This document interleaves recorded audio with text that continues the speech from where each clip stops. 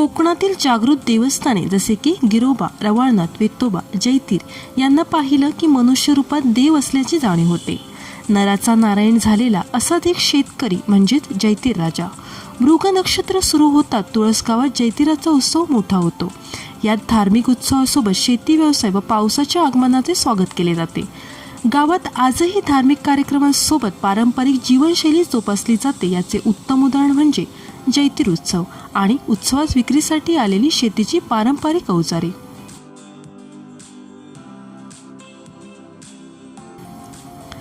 जैतीर उत्सव, मृग नक्षत्राची सुरुवात आणि भात पेरणीस सुरुवात हे एक उत्तम संजोग आहे. पेरणीपूर्वी बळीराजाला मनुष्यबळासोबत शेती अवजारांची तयारी करून ठेवावी लागते.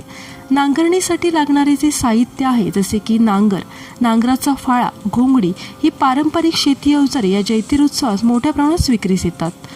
पारंपरिक शेती व्यवसायासाठी लागणारी सर्व अवजारे किफायतशीर दरात मिळण्याचे ठिकाण म्हणजे जैतिराचा उत्सव.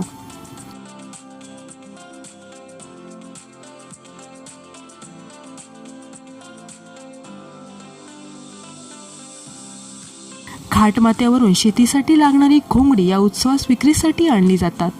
मेंढ्यांच्या लोकरीपासून तयार केलेली ही घोंगडी उबदार असल्याने शेतकरी लोक भर मोठ्या पावसात शेतात वावरताना ही घोंगडी डोक्यावर घेतात.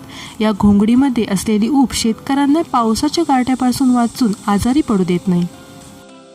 या यात्रेला आम्ही घोंगडी आमची खूप खपतात आणि त्याच्यामुळं आपलं कोकणला घोंगड्याचा व्यापार आमचा चांगला होतो आणि त्याच्यामुळं हे आम्ही विकतो आणि आमच्या भागातून सुद्धा इकडे घोंगडी आम्ही टेम्पोना पार्सल करून घेतो मागून. परत आमच्या कोल्हापूर जिल्ह्याला ही घोंगडी प्रसिद्ध आहे. बाळूमाचं मंदिरात घोंगड्यांचं दुकानं भरपूर आहेत आपल्या इथे काय आणि इकडे ह्या यात्रा आम्ही करतो कायमस्वरूपी. आणि हे काळं जे आहे ना हे जावळाचे लोकरीचे येतं, हे सफेद आहे ते मोठ्या बकऱ्यांच्या लोकरीचे येतं. हे सफेद हे पटेरी आहे ना हे पण मेंढरांचेच, पण त्यात पट्टा मारायचा असतो काळा पिवळा असं करून ते डिझाईन काढतो आम्ही. ते डिझाईन काढल्यामुळं ते घोंगडं देखणं दिसतं.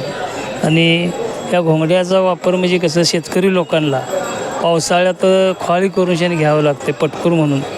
त्याच्यामुळं ही घोंगड्याला आणि थंडीला सुद्धा घोंगडं हे चांगलं असतं. पुन्हा देवकार्याला सुद्धा घरी वापरायला घोंगडं चांगलं असतं हे काय. म्हणून ह्या संदर्भात आमचं घोंगडं भरपूर खपतं इकडे.